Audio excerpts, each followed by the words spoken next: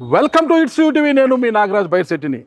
ఆర్థిక కష్టాల్లో కొట్టుమిట్టాడుతున్న ఓ మహిళకు ధనం యొక్క ఆశను చూపి విశాఖపట్నం నుంచి ఇక్కడికి తీసుకొచ్చి ఆ మహిళ శరీరంలో ఉన్న ఒక ఆర్గన్, అదే కిడ్నీని తొలగించడమే కాకుండా ఆ మహిళ చావుకు కారణమైన అతి కిరాతకానికి ఒడిగట్టిన హాస్పిటల్ ఇదే. ప్రస్తుతం మనం మదనపల్లిలో ఉన్నాం. మదనపల్లె గ్లోబల్ హాస్పిటల్ ఇదే. ఆ కిరాతకానికి వడిగట్టిన డాక్టరు ఈయనే, డాక్టర్ ఆంజనేయులు. ఇప్పుడు మనం ఇక్కడ ఒకటి డిస్కస్ చేసుకోవాలి. మనము ఈ వైద్యుల గురించి మాట్లాడినప్పుడు సాధారణంగా రాష్ట్రంలోనే కాదు, దేశంలో ఎక్కడ చూసినా ఈ కిడ్నీల యొక్క రాకెట్ అనేది, కిడ్నీ మార్పు కావచ్చు, కిడ్నీలను ఇతరులకు అమ్ముకోవడము, ఇదంటే ఈ దందాలన్నీ కూడా మనం చాలా చాటు చూసామంటే వీటన్నిటి ఒక దళారీ వ్యవస్థ అనేది సపరేట్గా ఉంటుంది.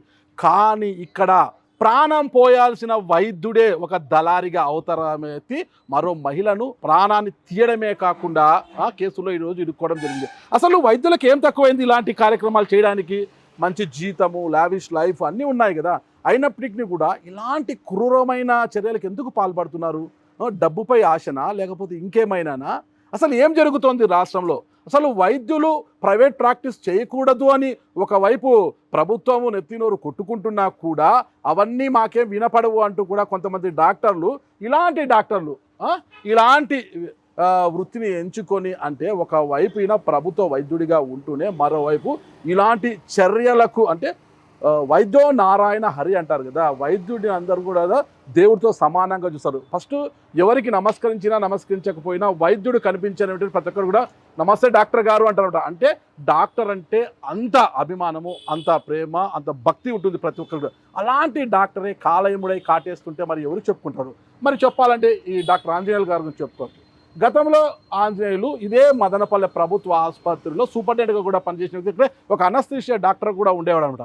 అయితే ఇతను పదోన్నతిపై ఇప్పుడు అన్నమయ్య జిల్లా డిసిహెచ్ఓగా పనిచేస్తున్నారు. అంటే డిసిహెచ్ఓ అంటే జిల్లాలో, ఆయన పరిధిలో ఉన్న జిల్లాలో ఆసుపత్రుల్లో ఇలాంటి అక్రమాలు జరుగుతుంటే వాటిని పట్టుకొని అరకట్టాల్సిన ఈ వైద్యుడే ఇక్కడ ఇలాంటి కిడ్నీ అమ్మకాలకు, కిడ్నీ మార్పిడులకు ఒక కేర్ ఆఫ్గా మారిపోయి ఈరోజు కటకాటాలు లెక్కించడానికి వెళ్ళిపోయారు. పోలీసులు అదుపులో ఉన్నారు ప్రస్తుతం. అసలు ఏం జరిగింది ఈ మదనపల్లె గ్లోబల్ ఆసుపత్రి గురించి మనం తెలుసుకోవాలంటే, మదనపల్లె గ్లోబల్ ఆసుపత్రి మదనపల్లెలోని ఎస్బీఐ కాలనీలో ప్రస్తుతం ఇది ఈ గ్లోబల్ ఆసుపత్రి.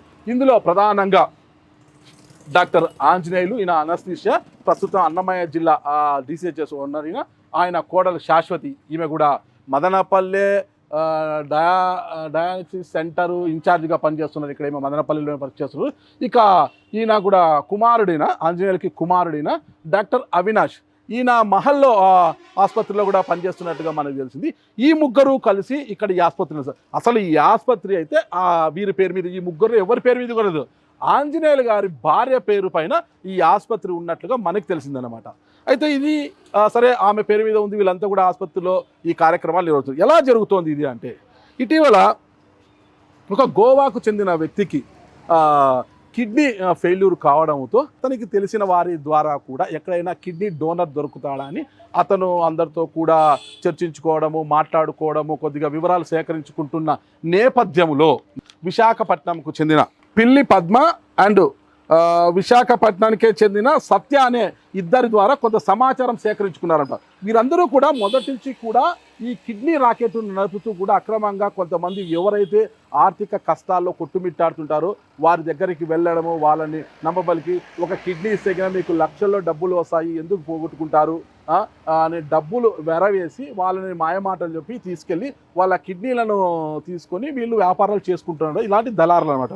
వీళ్లకు గోవాకు చెందిన వ్యక్తితో పరిచయంతో ఆ వ్యక్తి ద్వారా ఇద్దరు కూడా ఎవరైతే ఉన్నారో పిల్లి పద్మ, ఎందుకంటే గతంలో పిల్లి పద్మ కూడా మరొకరికి కిడ్నీ డోనర్గా ఉండిందనమాట. ఇంకొకరికి ఆమె కూడా కిడ్నీ ఇచ్చి లక్షలను డబ్బులు తీసుకుంది. మరి పిల్లి పద్మతో పాటు సత్య కూడా వీళ్ళిద్దరూ కలిసి వాళ్ళతో మాట్లాడడంతో మళ్ళీ వీళ్ళందరూ కలిసి ఏం చేశారంటే, మదనపల్లి ప్రభుత్వ ఆసుపత్రిలో డయాలసిస్ మేనేజర్గా పనిచేస్తున్న బాలరంగడితో పాటు కదిరి ప్రభుత్వ ఆసుపత్రిలో డయాలసిస్ మేనేజర్గా పనిచేస్తున్న మెహరాజు, వీరితో కలిసి మొత్తం మీద వాళ్ళందరూ కలిసి విశాఖపట్నానికి వెళ్ళడము.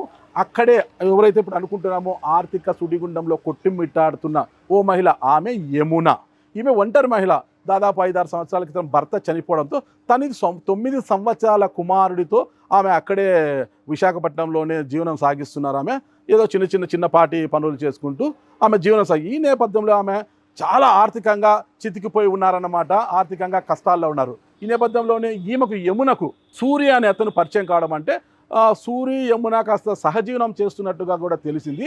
సూరి యమునలకు పరిచయస్తులైన ఈ పిల్లి పద్మ సత్య వాళ్ళు కనబడడంతో, ఒక మీటింగ్లో కనబడడంతో ఈమె యమున ఆర్థికంగా తన కష్టాల గురించి పద్మకు అలాగే సత్యకు చెప్పడంతో పద్మ ఉన్నట్లుండి సరే ఇంత కష్టాలు తీరాలంటే మనకు డబ్బులు ఎక్కడి నుంచి రావు, మనకు డబ్బులు కావాలంటే గిన మనకు తెలిసిన ఒక అతను, అతనికి కిడ్నీ అవసరం అంట, అతనికి ఆ కిడ్నీ ఇస్తే నీకు లక్షల్లో డబ్బులు వస్తాయి. ఇదంతా కూడా మదనపల్లె గ్లోబల్ ఆసుపత్రిలో జరుగుతుంది. ఇదంతా కూడా మనం గ్లోబల్ ఆసుపత్రికి వెళ్తే అక్కడున్న డాక్టర్ కంప ఆంజనేయులు గారు మొత్తం కూడా ఈ వ్యవహారం అంతా నడుపుతుంటారు, ఆయన చూసుకుంటారని యమునకు నచ్చజెప్పి అక్కడి నుంచి యమునను మదనపల్లె కంటే నవంబర్ 9న మదనపల్లెకు తీసుకొని రావడం జరిగింది. అంటే మదనపల్లె 9న ఇక్కడికి రావడంతో గోవా నుంచి కూడా ఎవరికైతే కిడ్నీ అవసరం ఉందో అతను కూడా ఇక్కడికి పిలిపించారు. ఇక్కడికి వచ్చిన తర్వాత ఈ డాక్టర్ కంప ఆంజనేయులు మత్తు ఇంజెక్షన్ ఇదే నేపథ్యంలో, అంటే కంప ఆంజనేయులు కేవలము మత్తు ఇంజెక్షన్ ఇవ్వడం వరకే ఆయన విధి, కానీ ఆమె యమున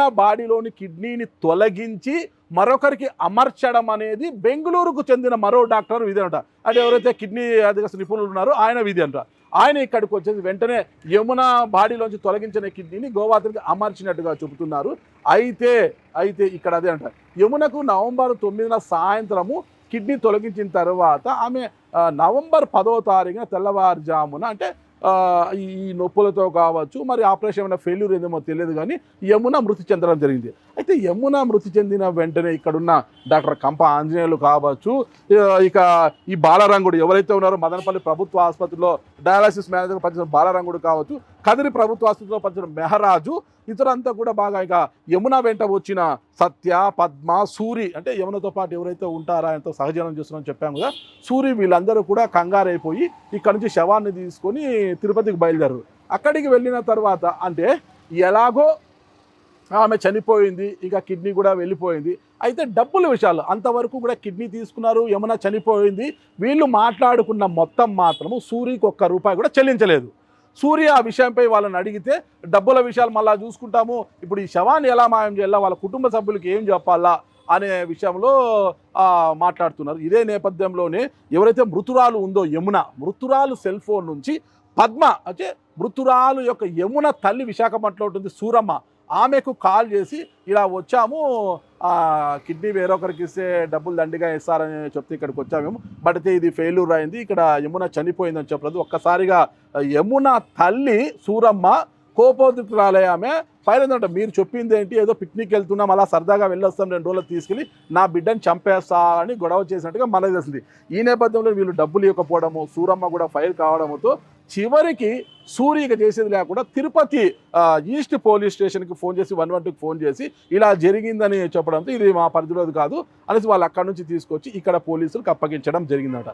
ఇక్కడికి వచ్చిన వెంటనే మొత్తం డిఎస్పీ మదనపల్లె డిఎస్పీ ఆధ్వర్యంలో మొత్తం సిఐలు పోలీస్ సిబ్బంది అంతా కూడా రంగంలోకి దిగి మొత్తం నిందితులందరినీ కూడా అదుపులోకి తీసుకోవడం జరిగింది. అయితే ఇప్పటి వరకు మనం తీసుకుంటే అసలు డాక్టర్ కంప ఆంజనేయులు DCHOస్గా ఉండగా ఒక ప్రైవేట్ ఆసుపత్రిలో అక్రమాలు జరుగుతుంటే వాటిని అరికట్టాల్సిన ఆంజనేయులు ఇక్కడ ఈ ఆసుపత్రిని ఎందుకు, అసలు ఈ ఆసుపత్రి ఎవరి పేరుపై ఉందనేది ఇంతవరకు ఏంది నిర్ధారించలేదు పోలీసులు. అంటే ఈ సంఘటన జరిగిన ఇక్కడ ఎవరైతే డోనర్గా వచ్చారో ఇక్కడికి యమున ఈరోజు చనిపోయింది, యమున బాడీని కూడా వాళ్ళ కుటుంబ సభ్యులకు అప్పగించడం జరిగింది.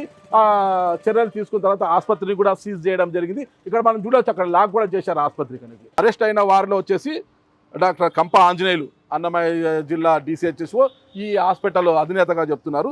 బాలరంగడు డయాలసిస్ మేనేజర్ మదనపల్లి ప్రభుత్వ ఆసుపత్రి, మెహరాజు డయాలసిస్ మేనేజర్ కదిరి ప్రభుత్వ ఆసుపత్రి, పిల్లి పద్మ ఆమె విశాఖపట్నం, సత్య మధ్యవర్తి విశాఖపట్నము, సూరిబాబు చనిపోయిన యమునకు అతి దగ్గర వ్యక్తి. అంటే ఈ 6 మందిని కూడా అరెస్ట్ చేయడం జరిగింది మదనపల్లె పోలీసు. ఇకపోతే ఎవరైతే ఇందులో A1గా కంప ఆంజనేయులుగా, A2గా బెంగళూరుకు చెందిన డాక్టర్ ఆనంద పార్థసారథిగా మనకు తెలిసింది. ఆయనను ఇంతవరకైనా పోలీసులు అరెస్ట్ చేయలేదు, ఆయన కోసం కూడా గాలింపు చేస్తున్నారట. ఇంకా ఈ రాకెట్లో ఎవరెవరు భాగస్వాములు అయ్యారు, ఎవరెవరు సూత్రధారులు పాత్రధారులు ఎవరెవరు ఉన్నారని తెలుసుకోవడానికి అటు కర్ణాటక, తమిళనాడు, గోవాకు కూడా పోలీసులు వాళ్ళ బృందాలను కూడా అక్కడ మోహరించలేదు. అయితే ఇక్కడ గోవాకు చెందిన వ్యక్తికి ఇక్కడ కిడ్నీ మార్పిడి చేసి అంటే యమునా ద్వారా కిడ్నీని తీసి గోవాకు చెందిన వ్యక్తికి అమర్చారన్నది కొంతవరకు మనకు తెలుస్తుంది. అయితే ఇక్కడ కర్ణాటకకు A2 కోసం పంపించారు అనుకోవచ్చు ఒక బృందాన్ని. మరి తమిళనాడుకు కూడా పోలీసు బృందాలు వెళ్ళినట్లుగా మనకు తెలుస్తుంది. మరి తమిళనాడులో కూడా ఇలాంటి రాకెట్ ఏమైనా ఉందా? అసలు ఈ ఆసుపత్రి గ్లోబల్ ఆసుపత్రి గతంలో ఒక ప్రైవేట్ అద్దె భవనంలో నిర్వహిస్తుండేవారు అనమాట. అద్దె భవనంలో నిర్వహిస్తున్న ఈ డాక్టర్లు రాను ఇలాంటి వ్యాపారంలో బాగా సంపాదించి వీడు వచ్చేసి ఇంత పెద్ద ఆసుపత్రి కట్టించారు. ఇదంతా కూడా పేదల రక్తంతో కట్టిన ఆసుపత్రి. ఈ పునాదులన్నీ కూడా పేదల రక్తం మీద, రక్త మాంసాల మీద నిర్మించిన అతి పెద్ద భవనం ఇది. ఇందులో మనం చూడొచ్చు, ఇక్కడ ఆడేం పెట్టాడు, గ్లోబల్ హాస్పిటల్. ఇందులో ఆర్థోపెడిక్, ఆప్థమాలజీ తప్పితే ఇక general surgery, general medicine, gynaecology, urology ఏమీ ఉండనమాట. అన్నీ రిజిస్టర్ చేసి పెట్టారు. ఏమీ ఉండవడ. ఊరికి ఇంత పెద్ద బోర్డు అంటే multi speciality hospital, super speciality ఆసుపత్రి టైపులో పెద్ద బోర్డు అయితే పెట్టాడు. అందులో ఎంతమంది డాక్టర్లు ఉన్నారు ఈరోజు చూసారా? ఎందుకంటే శిక్షించాల్సిన వాడే ఇక్కడ నేరాలు చేస్తుంటే ఇంకా శిక్షించేది ఎవరు? ఆసుపత్రిలో తప్పులు చేస్తే వాటిని తనిఖీ చేసి తప్పులు చేసే వారిని శిక్షించాల్సింది డాక్టర్ కంప ఆంజనేయులే. ఆయనే తప్పు చేస్తే ఇంకెవరు శిక్షిస్తారు ఆయన్ని? ఎవరు లేదన్నమాట. అందుకు ఆయన ఆడిందే ఆట పాడిందే పాటగా చేసుకున్నాడు. ఈరోజు ఆయనకున్న డబ్బుపై ఉన్న పేరాసతో ఒక నిండు ప్రాణాన్ని బలి తీసుకున్నాడు. ఆ ప్రాణం ఎవరు ఇస్తుంది? పాపం అతి కష్టంలో ఉన్న ఆమెను తీసుకువచ్చి కిడ్నీని తొలగించి, అంటే కిడ్నీ మార్పులు చాలా జరుగుతుంటాయి అన్నమాట. అది పెద్ద విషయం కాదు. కుటుంబంలో ఒకరికి కిడ్నీ ఫెయిల్యూర్ అయినా కూడా ఇంకొకరు కుటుంబ సభ్యులు కిడ్నీ ఇస్తుంటారు. ఆపరేషన్ చేసిన తర్వాత కొంతకాలం నెల, 2 నెలలు, 3 నెలలు వచ్చిన తర్వాత అందరూ. కానీ యమునకు కిడ్నీ తొలగించిన తర్వాత ఎలా చనిపోయింది? అసలుకి అంత నిర్లక్ష్యంగా ఎలా చేశారు? అసలుకి అంత పాపానికి ఎలా ఓడగొట్టారనేది ఇక్కడ ప్రశ్న. అసలు ఏం జరిగింది? ఆపరేషన్ ఎలా జరిగింది? అసలుకి అంత నిర్లక్ష్యంగా చేసింది ఎవరు? ఆపరేషన్ సమయంలో ఏం జరిగింది అనేది కూడా పోలీసుల దర్యాప్తులో ఇక్కడ తేలాల్సి ఉంది. మొత్తానికి ఏమైందంటే డాక్టర్లు వైద్యనారాయణ అంటుంటారు కదా, అంటే ఇక్కడ ఆయన వైద్యనారాయణ అనలేము. నాకు తెలిసి ఇప్పుడు కొంతమంది అనుకోవచ్చు, ఒకరి ప్రాణాన్ని నిలపడానికి కొంతమంది అంటున్నారు, ఒకరి ప్రాణాన్ని నిలపడానికి ఇంకొకరి ప్రాణం తీశాడని. ఎంత దుర్మార్గుడు ఆయన. ఒక సినిమాలు అంటారు కదా, నూనెలో గండు చీమ పడి ఉంటుందంట. ఆ విలను ఆ కట్టెపుల్లతో గండు చీమను నూనెలోంచి బయటికి తీసేసి ఒక ప్రాణం ఒక ప్రాణం తీసా లెవెల్ అయిపోద్ది అంటున్నట. అలాంటి దుర్మార్గానికి ఒడిగట్టిన వ్యక్తి ఈ డాక్టర్ కంప ఆంజనేయులు. అంటే ఒకరి ప్రాణం నిలబడడానికి ఒక పేదరాలైన ఆమెకు డబ్బు ఆశ చూపి ఆమెను నిండు ప్రాణాన్ని బలుకొన్నది. ఆమెకు ఒక 9 ఏళ్ల కుర్రాడు కూడా ఉన్నాడంట కదా. మరి ఆ కుర్రాడు బాగోలు చూస్తారు. సరే వీళ్ళు జైలుకు పోతారు, మళ్ళీ జైలు నుంచి బయటకు వస్తారు. ఈ దందాన్ని ఆపుతారా వీళ్ళందరూ కూడా? పేదల రక్త మాంసాలతో వ్యాపారం చేసి ఇలాంటి దుర్మార్గమైన డాక్టర్ ఇలాంటి వ్యాపారాలు ఆపుతారా? ఆపరు. మళ్ళా ఇదే దందాలు కొనసాగిస్తారు. ఇలాంటి వారికి కఠినమైన శిక్షలు, గల్ఫ్ దేశాల్లో వేస్తారు శిక్షలు, అలాంటి శిక్షలు వేసి తప్పితే ఇలాంటి దుర్మార్గాలకి డాక్టర్లు వడిగట్టరు. అసలు డాక్టర్లు దేవుళ్ళతో అందరూ కొలుస్తుంటే, మరి దేవుళ్ళలో అందరూ మిమ్మల్ని చూస్తుంటే మీరు రాక్షసులుగా మారి ఇలా భక్షిస్తూ పోతే ఎలా ఉంటుంది అసలుకి? కానీ కొంతమంది డాక్టర్లు నిజాయితీగా పనిచేసేవారు ఉన్నారు, పేదలకు సేవలు చేసేవారు ఉన్నారన్నమాట. ఒక్కొక్కసారి ఫీజు ఆసుపత్రిలో చేరి ఏమైనా చికిత్సలు చేసుకున్న తర్వాత డబ్బు తక్కువ ఉన్నా కూడా సరే ఉన్నంత కట్టిపోండి అని చెప్పే వైద్యులు కూడా ఉన్నారు. కానీ ఇలాంటి దుర్మార్గమైన రాక్షసంగా ఉండే వైద్యులు మాత్రము చాలా తక్కువగా కనిపిస్తారు. ఆ తక్కువలో ఒకరే ఈ డాక్టర్ కంప ఆంజనేయులు. మరి ఏం చేయాలి వీళ్ళందరినీ కూడా? ప్రభుత్వం ఎలాంటి చర్యలు తీసుకుంటుంది? అయితే ఇక్కడ ఒక కొత్త మేరకు ఏంటంటే, కంప ఆంజనేయుల్ని పోలీసులు అరెస్ట్ చేశారు, ఈరోజు రిమాండ్కి పంపించారు, అరెస్ట్ చూపించారు. ఈ ఆసుపత్రిలో మొత్తం ఆయనదే వ్యవహారం అనేది తెలిసిందంతా తెలిసినా కూడా ఇంతవరకు ప్రభుత్వం ఆయన సస్పెండ్ చేయలేమంటే మన ప్రభుత్వం కళ్ళు మూసుకుందా? వైద్య ఆరోగ్య శాఖ ఏం చేస్తుంది? ఆ మంత్రి ఏం చేస్తున్నారు? అసలుకి ఎందుకు ఇంతవరకు అతను సస్పెండ్ చేయలేదు? అసలుకి ఆమెను తీసుకొచ్చి దగ్గర ఉండి ఆయనే మత్తు ఇంజక్షన్లు ఇచ్చి ఆపరేషన్ చేయడానికి మొత్తం కూడా సహకరించింది ఆయన. బెంగళూరు నుంచి డాక్టర్ని పిలిపించింది ఆయన. ఈయనకు సంబంధించిన ఆసుపత్రిలోనే కదా ఇదంతా జరిగింది. మరి ఇంతవరకు అది కంప ఆంజనేయులు ఎందుకు విధుల నుంచి సస్పెండ్ చేయలేదు? అసలు ఏం జరుగుతోంది? ఇదంతా తెలియాలంటే మదనపల్లె డిఎస్పీ ఆధ్వర్యంలో పోలీసులందరూ కూడా నిక్కచ్చిగా, నిజాయితీగా, నిబద్ధతతో వ్యవహరించి ఈ విషయంపై లోతట్టుగా అధ్యయనం చేసి అసలు ఈ ఏడాది కాలంలో ఇలాంటి ఎంతమంది ప్రాణాలు తీశాడు ఈ దుర్మార్గుడు, ఇలాంటి ఎంతమంది జీవితాలను బలిగొన్నాడు, ఎంతమంది కిడ్నీలను అమ్ముకున్నాడు, అసలు ఈయన ద్వారా ఏ రాష్ట్రాల్లో లింకులు ఉన్నాయి, ఇక్కడికి పిలిపించి ఇలాంటి శస్త్రచికిత్సలు ఏ రాష్ట్రాల్లో కిడ్నీలను తరలించారు అన్న పూర్తి వివరాలు పోలీసులు వెలికి తీసి ఇలాంటి కఠినాత్ములైన డాక్టర్లను కఠినంగా శిక్షించాల్సింది అనేసి ప్రతి ఒక్కరు కూడా కోరుకుంటున్నారు.